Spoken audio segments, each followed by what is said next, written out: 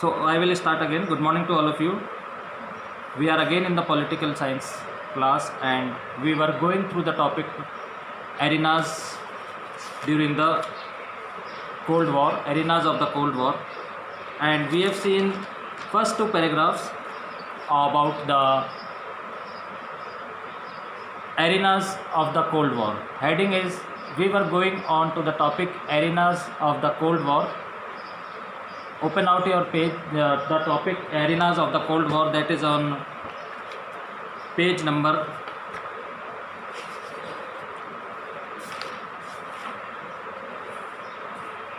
7. We have finished I had explained you the first two paragraphs. Now from the third paragraph, first three paragraph I had explained you. From the fourth paragraph we have to start. That is, however, since the Cold War did not eliminate rivalries between the two alliances, mutual suspicions led them to arm themselves to the teeth and to constantly prepare for the war. Huge stocks of arms were considered necessary to prevent wars from taking place. The topic is arenas of the Cold War, and on page number,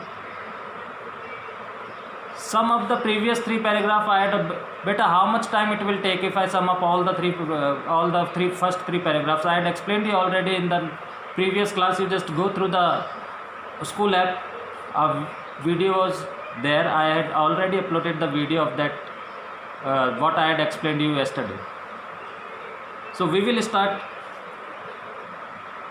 from the third paragraph. However, since the Cold War did not eliminate rivalries between the two alliances, mutual suspicions led them to arm themselves to the teeth and constantly prepare for war. Huge stocks of arms were considered necessary to prevent wars from taking place. Means हालांकि शीत युद्ध के दौरान दोनों ही गठबंधनों के बीच जो स्पर्धा थी या प्रतिद्वंद्विता थी समाप्त नहीं हुई थी. आफ्टर द कोल्ड वॉर भी जो उनके अंदर जो राइवलरीज थी वो ख़त्म नहीं हुई थी. इसी कारण एक दूसरे के प्रति शंका की हालत में दोनों गुटों ने भरपूर हथियार जमा किए और लगातार युद्ध के लिए तैयारी करते रहे.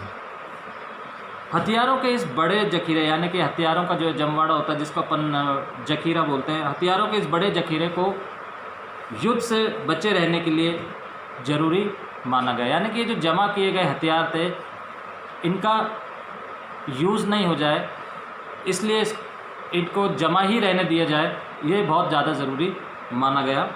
The two sides understand that war might occur in spite of restraint. Either side miscalculate the number of weapons in the possession of the other side. They might misunderstand that intentions of the other side. Besides, what if there was a nuclear accident? What would happen if someone fired off a nuclear weapon by mistake, or if a soldier mischievously shot off a weapon deliberately to start a war? What if an accident occurred with a nuclear weapon? How would the leaders of that country know it was an accident and not an act of sabotage by the enemy, or that a missile had not landed from the other side? Means दोनों देश इस बात को लगातार समझ रहे थे कि संयम रखने के बाद भी युद्ध हो सकता है. दोनों देश इस बात को जानते थे कि अगर हम संयम भी बरतेंगे तो भी युद्ध हो सकता है. दोनों पक्षों में से कोई भी दूसरों के हथियारों की संख्या को लेकर गलत अनुमान लगा सकता था. गलत अनुमान इस तरह से लगा सकता था कि इसके पास कितने हथियार हो सकते हैं और इसके पास कितने हथियार हो सकते हैं. और दोनों ही गुट जो थे एक दूसरे की मंशा को समझने में भूल कर सकते थे कि इसकी मंशा क्या है और या इसकी मंशा क्या है। और इसके अतिरिक्त एक सवाल यह भी था कि कोई परमाणु दुर्घटना हो गई तो क्या होगा, अगर एक्सीडेंट हो गया, कोई न्यूक्लियर एक्सीडेंट हो गया तो क्या होगा, अगर गलती से कोई परमाणु हथियार चल जाए या कोई सैनिक शरारत करके युद्ध शुरू करने के इरादे से कोई हथियार चला दे तो क्या होगा। ऐसी दुर्घटना का शिकार हुए देश के नेताओं को कैसे पता चलेगा कि यह शत्रु का षड्यंत्र है या नहीं, अथवा दूसरी तरफ से कोई मिसाइल नहीं दागी गई है बल्कि ये महज एक दुर्घटना है। तो ऐसी स्थिति के अंदर कैसे पता चलेगा, अगर किसी ने शरारतपूर्ण ये मिसाइल चला दी, न्यूक्लियर वेपन चला दिया या एक्सीडेंटली चल गया, तो दूसरे देश को कैसे पता चलेगा कि भाई इन्होंने जानबूझ करके चलाया है या ये एक्सीडेंटली चल गया है या किसी ने शरारत करके चला दिया है। तो ये एक बहुत बड़ा क्वेश्चन था दोनों ही देशों के सामने और पूरी दुनिया के सामने कि क्या किया जाए। समझ में आ गया, समझ में आ गया इतना।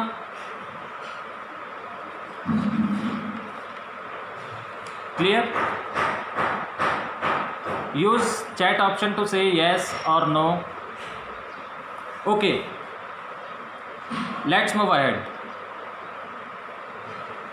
In time, therefore, the US and USSR decided to collaborate in limiting or eliminating certain kinds of nuclear and non-nuclear weapons. A stable balance of weapons, they decided, could be maintained through arms control starting in the 1960s. The two sides signed 3 significant agreements within a decade. 10 साल के अंदर 3 significant agreement हुए। ये ध्यान रखना, इसको underline कर लीजिए। क्या क्या एग्रीमेंट हुए? These were the limited test ban treaty, nuclear non proliferation treaty and the anti ballistic missile treaty. ये 3 बहुत महत्वपूर्ण एग्रीमेंट हुए दोनों देशों के बीच के अंदर। The super powers held several rounds of arm limitation talks and signed several more treaties to limit their arms. तो अगर अपन इस पूरे पैराग्राफ का अगर अपन इसको अगर मैं आपके सामने हिंदी में ट्रांसलेट करूं तो समय रहते अमेरिका और सोवियत संघ ने कुछ एक परमाणु हथियार और अन्य हथियारों को सीमित रखने या समाप्त करने के लिए आपस में सहयोग करने का फैसला किया। और दोनों ही महाशक्तियों ने यह फैसला लिया कि जो आर्म्स कंट्रोल हैं के द्वारा जो हथियार जमा करने की होड़ लगी हुई थी दोनों देशों के अंदर, उसको कंट्रोल किया जाए और उसमें एक लिमिटेशन लाया जाए, एक संतुलन लाया जाए। और इसकी शुरुआत सन 1960 के जो डिकेड था, 1960 का जो पीरियड था, वहाँ से ये शुरू हुआ और इस पर दोनों ही देशों ने कई एग्रीमेंट हुए। 3 जो थे, 3 मोस्ट इम्पॉर्टेंट एग्रीमेंट हुए जो मैंने आपके सामने पढ़ के सुनाए। और ये 3 इम्पॉर्टेंट एग्रीमेंट थे, that is limited test ban treaty, nuclear non proliferation treaty and the anti ballistic missile. ठीक है। और इसके बाद भी कई दौर की वार्ता दोनों देशों के अंदर हुई जिसमें कई प्रकार के एग्रीमेंट किए गए कि हमारे को हथियारों को, जो हमारे पास हथियार है वो कितने लिमिटेशन में होने चाहिए, क्या क्या हथियार हम हमारे को रख सकते हैं, क्या कौन कौन से हथियारों को हमारे को नष्ट करना है या ख़त्म करना है। समझ में आ गया? Got it?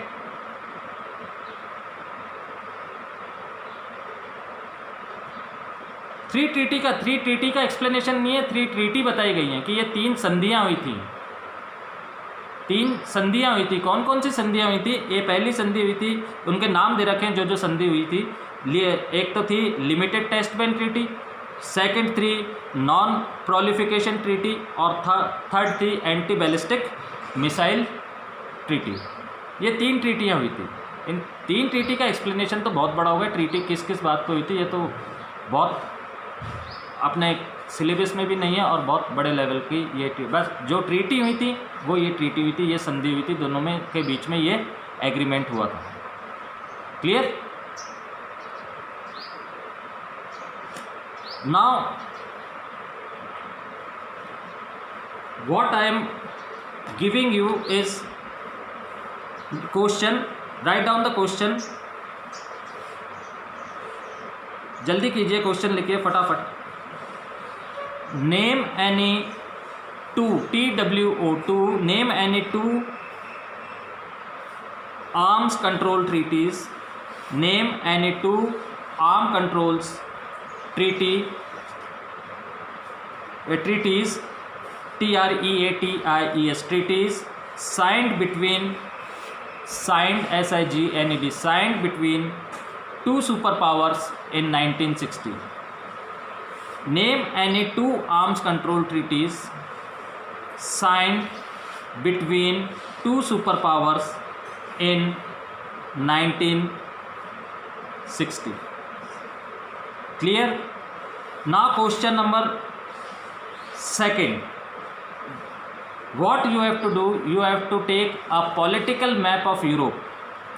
आपको पॉलिटिकल मैप लेना है यूरोप का और उसके ऊपर मार्क करना है NATO members, NATO, NATO members, non Atlantic treaty organisation जो मैंने आपको पढ़ाया था, उसके जो मेंबर्स थे उनको मार्क करना है। Second, Warsaw pact members, Warsaw pact members. Third आपको मार्क करना है other communist nations, other communist nations.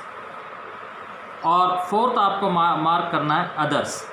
और आपको ये मैप दे रखा है, मैप दे रखा है आपको page number 5 of your book, page number 5 of your book ये आपको दे रखा है।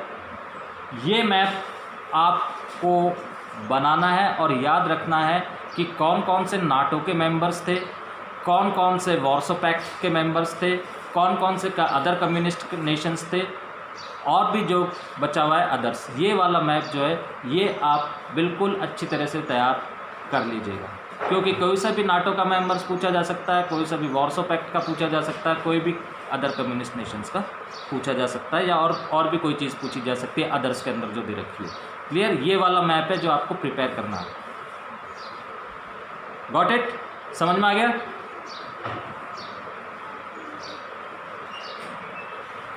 समझ में आ गया?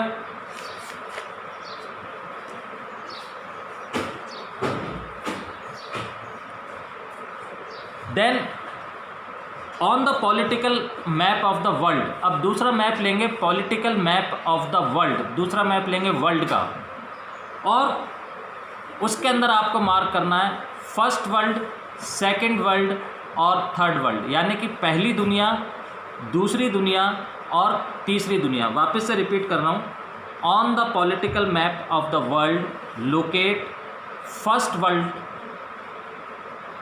Second world and the third world. Map is जो दे रखा है आपको वो पेज नंबर 6 आपकी बुक में दे रखा है। यहाँ पे दे रखा है फर्स्ट वर्ल्ड, फर्स्ट वर्ल्ड जो येलो से मार्क है ये फर्स्ट वर्ल्ड है, जो भी आपको येलोश दिख रहा है ये फर्स्ट वर्ल्ड है। देन सेकंड वर्ल्ड जो आपको ये रेड से दिख रहा है ये सेकंड वर्ल्ड है, और जो ग्रीन से दिख रहा है ये आपका थर्ड वर्ल्ड है। तो ये मैप भी बहुत ज़्यादा इम्पॉर्टेंट है, आपको मैप पे लोकेट करने के लिए दिया जा सकता है, locate second world, locate third world और या लोकेट फर्स्ट वर्ल्ड। तो आपको ये मैप भी प्रिपेयर करना है। समझ में आ गया? Clear to all of you? Clear? Got it everyone?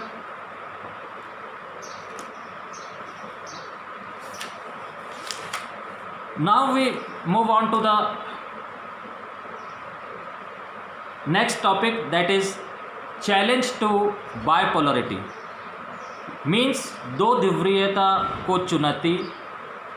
अब ये बायपोलरिटी का आप ये समझ लीजिए, बायपोलरिटी से मतलब कि जो दो गुट बने हुए थे, जो दो अलायंसेस बने हुए थे, उनको चुनौती, मीन्स उनको challenge to bipolarity.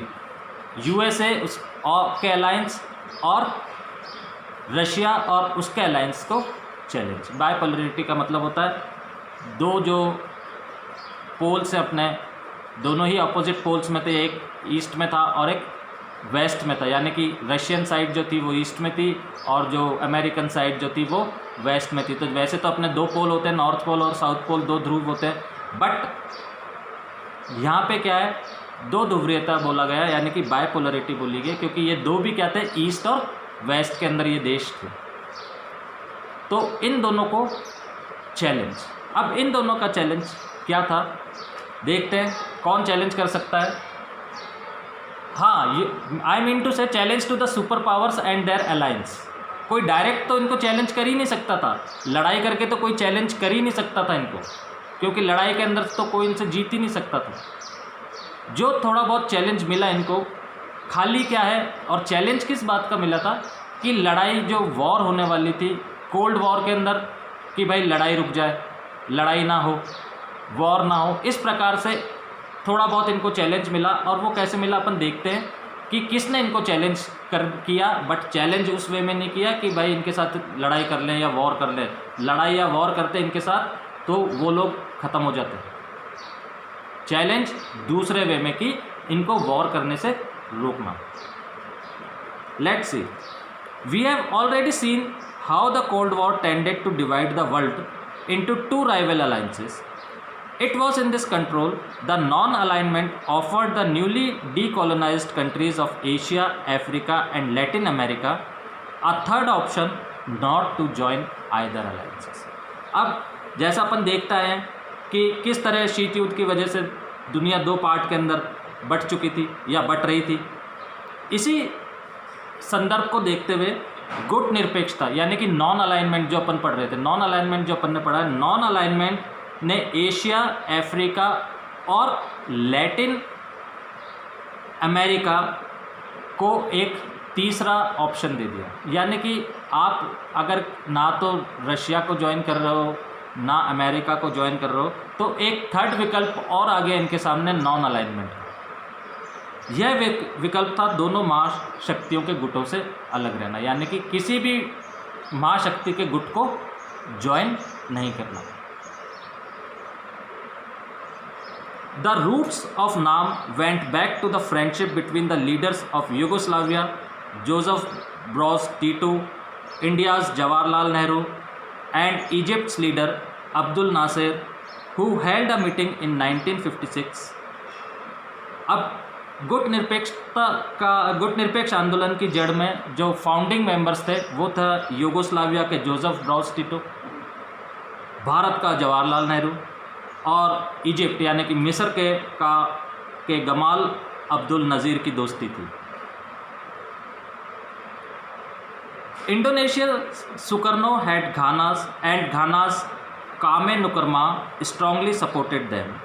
These 5 leaders came to be known as the 5 founding members of NAM, that is NAM का full form है Non-Aligned Movement. The first non-aligned summit was held in Belgrade in 1961. This was the culmination of at least 3 factors. तो पहले अपन यहाँ तक का 3 factors अपन बाद में समझते हैं, पहले यहाँ तक पैराग्राफ अपन समझ लेते हैं। तो इन तीनों की सन 1956 में एक सफल बैठक हुई। इंडोनेशिया के सुकर्नो और घाना के वामे एनक्रूमा ने इनका जोरदार समर्थन किया। ये सब कंट्री के नाम हैं, इंडोनेशिया भी और घाना भी जो अफ्रीका की कंट्री है, उनके प्राइम मिनिस्टर्स ने भी इनका बहुत ज़बरदस्त समर्थन किया। और ये 5 नेता, 3 तो शुरू के और इंडोनेशिया का और घाना का मिलकर के, ये 5 नेता गुट निरपेक्ष आंदोलन यानी कि नॉन अलाइन मूवमेंट के संस्थापक कहलाए, यानी कि फाउंडर मेंबर कहलाए। तो गुट निरपेक्ष आंदोलन यानी कि नॉन अलाइन मूवमेंट के जो फाउंडर मेंबर्स थे वो 5 थे। और वो 5 कौन कौन से थे? एक तो था यूगोस्लाविया का जोसेफ ब्रोज टीटो, इंडिया का जवाहरलाल नेहरू, इजिप्ट का अब्दुल नासिर, इंडोनेशिया का सुकर्नो और घाना का क्वामा नुकरमा। क्लियर। और ये सम्मेलन का इनका जो पहला गुटनिरपेक्ष सम्मेलन जो हुआ, जो नॉन अलाइन मूवमेंट का जो फर्स्ट सम्मेलन हुआ, वो कहाँ पे हुआ? बेलग्रेड के अंदर हुआ। यह सम्मेलन कम से कम तीन बातों का जिसको अपन बोल सकते हैं परिणित था, यानी कि कल्मिनेशन ऑफ एटलीस्ट 3 फैक्टर्स। और ये 3 फैक्टर्स कौन कौन से थे? First, cooperation among these 5 countries. पहला, इन 5 देशों के बीच सहयोग, cooperation among these 5 countries.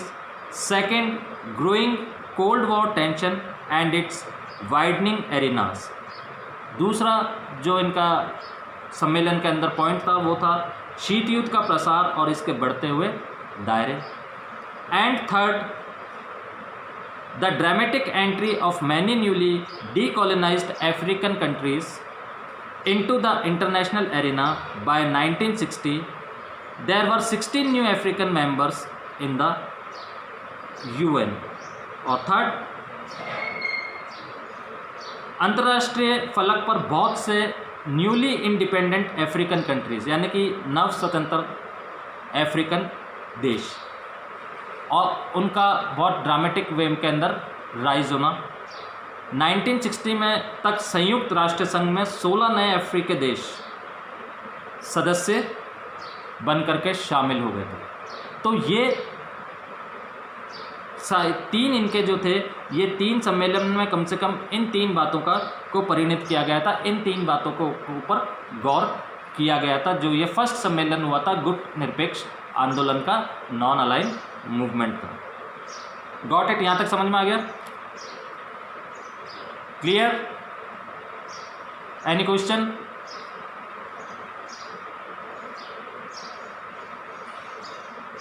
Shell we move ahead? आगे बढ़े अपन? Okay. The first summit was attended by 25 member states. Over the years the membership, third point, okay, third point I will मैं समझा देता हूँ आपको। The dramatic entry of many newly decolonized African countries into the international arena. By 1960, there were 16 new African members in the UN. तो Africa के अंदर 16 नए, बहुत सारे देशों को क्या हुई? इंडिपेंडेंस मिली, आज़ादी मिली। तो वो एकदम से नई कंट्री के रूप के अंदर उनका राइज हुआ, और उसमें से 16 नए देश जो अफ्रीका में आज़ाद हुए थे, वो उनको यूनाइटेड नेशंस के अंदर उनको सदस्यता मिल चुकी थी। Got it? समझ में आ गया था पॉइंट नंबर 3? सो अब अपन आगे बढ़ते हैं। The first summit was attended by 25 member states. Over the years the membership of NAM has expanded. The latest meeting, the 14th summit, was held in Havana in 2006. It included 116 member states and 15 observer countries.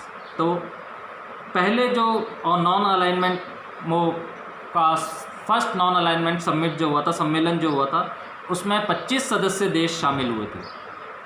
समय गुजरने के साथ साथ ये जो non align movement है, इसके membership countries क्या होगी? बढ़ते चले गए, यानी कि सदस्य देश बढ़ते चले गए। और 2006 में जब हवाना के अंदर जब इसका 14वां सम्मेलन हुआ, तो उसके अंदर 116 सदस्य देश शामिल थे और 15 देश एज एन ऑब्जर्वर शामिल हुए थे इस सम्मेलन के अंदर। समिट का मतलब होता है सम्मेलन। समझ में आ गया? क्लियर?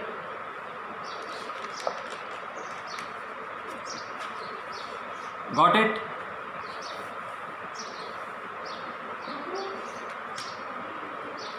नाम ऑर्गेनाइजेशन तो तभी बन गया था जब, यही तो पढ़ रहे हैं अपन, नाम ऑर्गेनाइजेशन के तो अभी 2006 में तो उसका 14वां सम्मेलन हुआ था।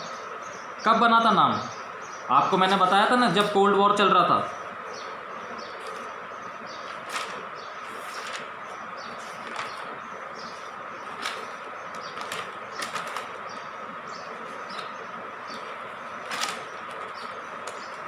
इसकी फर्स्ट मीटिंग हुई थी, फर्स्ट सबमिट हुआ था 1961 में। मतलब 60 के दशक के अंदर नॉन अलाइन मूवमेंट स्टार्ट हो चुका था, बन चुका था। हाँ, हो सकता है 120 मेंबर्स हो। मेरे पास जो डेटा था वो बुक जो है वो थोड़ी सी ओल्ड है। जो भी जो न्यू आपके पास डेटास का एक बार इनका ध्यान रखना, बुक्स जो लेटेस्ट जो पब्लिश हुई होगी उसमें डेटास चेंज होंगे, तो थोड़े सा आप डेटास देख लेना। मेरे पास जो ओल्ड बुक है उसके अंदर 116 मेंबर्स लिखे हुए हैं, बट यहाँ पे मेरे को बताया गया आप में से किसी ने कि सर 120 मेंबर्स हैं, तो वो न्यू डेटा के अकॉर्डिंग 120 मेंबर्स। और 4 कंट्रीज़ ने भी,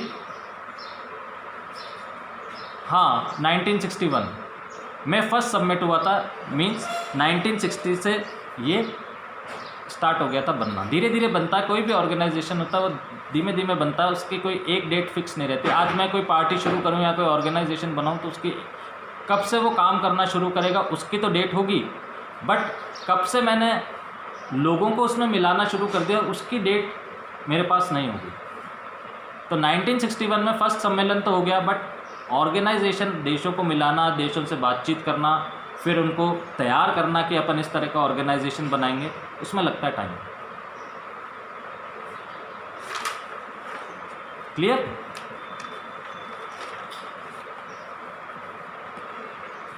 as now next paragraph, as non alignment grew into a popular international movement, countries of various different political systems and interests joined it. This made the movement less homogeneous and also made it more difficult to define in very neat and precise terms.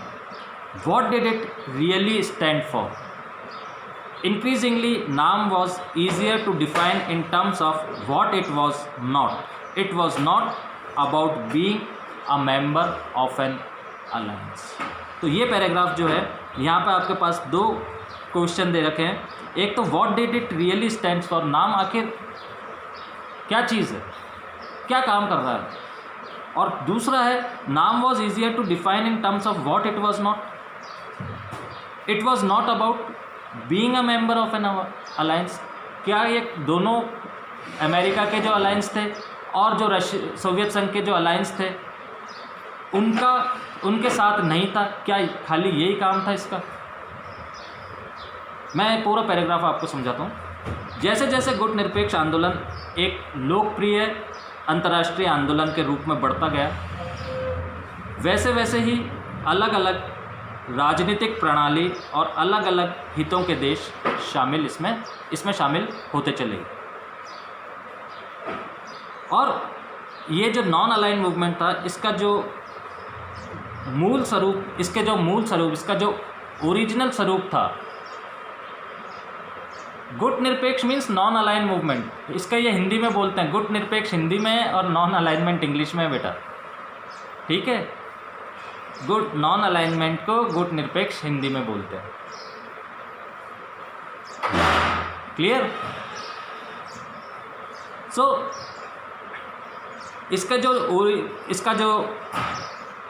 इसकी जो homogeneity थी वो क्या थी, यानी कि इसका जो मूल स्वरूप था कि में बदलाव आया, और इसी कारण गुट निरपेक्ष यानी कि नॉन अलाइनमेंट मूवमेंट की जो डेफिनेशन थी, जो सही डेफिनेशन थी, उसके अंदर क्या होने लगा, वो कर पाना मुश्किल होने लगा। वास्तव में यह आंदोलन क्या नहीं है, यह बताकर इसकी परिभाषा करना ज़्यादा सरल है। यह महाशक्तियों के गुटों में शामिल ना होने का आंदोलन है। ये महाशक्तियों के गुटों में शामिल ना होने का आंदोलन है, यानी कि ये आंदोलन किसके लिए है, क्या है? गुट नॉन अलाइनमेंट क्या है कि आप किसी भी गुट में शामिल ना हो। देशों से अपील करना कि आप ना तो अमेरिका के गुट में शामिल होइए, ना आप अमेरिका के गुट में शामिल होइए, ये आप किसी भी गुट में शामिल नहीं हो। ये नॉन अलाइनमेंट का अगर अपन इसकी डेफिनेशन देखते हैं तो इसकी डेफिनेशन ज़्यादा इजी डेफिनेशन में जो समझाया गया है वो ये समझाया गया है। Got it? समझ में आ गया बेटा इतना? Clear? Okay, we will end the class here only as it is 10:30. Tomorrow we will continue. Thank you and have a good day.